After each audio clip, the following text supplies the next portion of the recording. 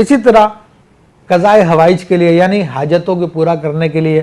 یا کوئی بڑے مسائل ہو گئے, بڑی مہمات آ گئی سامنے جو آپ سر کرنا چاہتے ہیں اور آپ کو بہت مشکل لگتی ہے کہ یہ شاید نہیں ہو سکے گی, اس کو آپ پورا کرنا چاہتے ہیں, تو دیکھیں اس کے لیے بھی ایک عمل میں آخر میں آپ کو بتا دیتا ہوں جو کوئی مشکل عمل نہیں ہے, بہت آسان عمل ہے. اور یہ ہے کہ روزانہ صبح یعنی فجر کے بعد 11 مرتبہ سورہ مزمل شریف پڑھے اور اسی نیت سے پڑھے کہ اللہ تبارک و تعالیٰ اس حاجت کو پورا فرما دے, اللہ تبارک و تعالیٰ اس مہم کو پورا فرما دے, اور 11 دن اس کو پڑھنا ہے.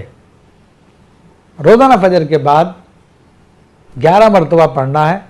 اور 11 دن پڑھنا ہے. لیکن جب 11 دفعہ پڑھ لیں تو اس کے آخر میں ایک دعا ہے جس کے چند کلمات ہیں جو مشکل نہیں ہے, تو وہ سن لیجئے اور جو نوٹ کرنا چاہیں نوٹ کر لیں. اگر نوٹ نہ کر سکیں تو اسی پروگرام کو دوبارہ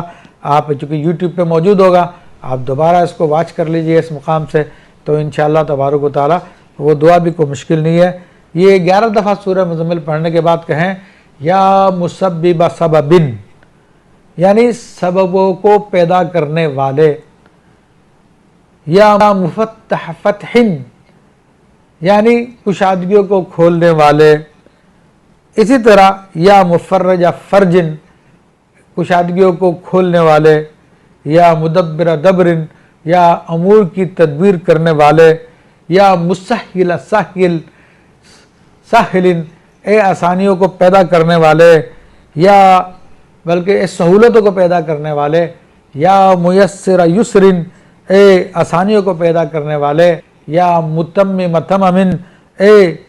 تمامیت کاملیت کو پورا کرنے والے کا, یا ارحم الراحمین. یہ دعا ایک مرتبہ پڑھ لیجئے. اس میں اس کے اول و آخر درود شریف ضرور پڑھیے گا کیونکہ درود شریف قبولیت کے دلیل ہے, اور انشاءاللہ تبارک و تعالی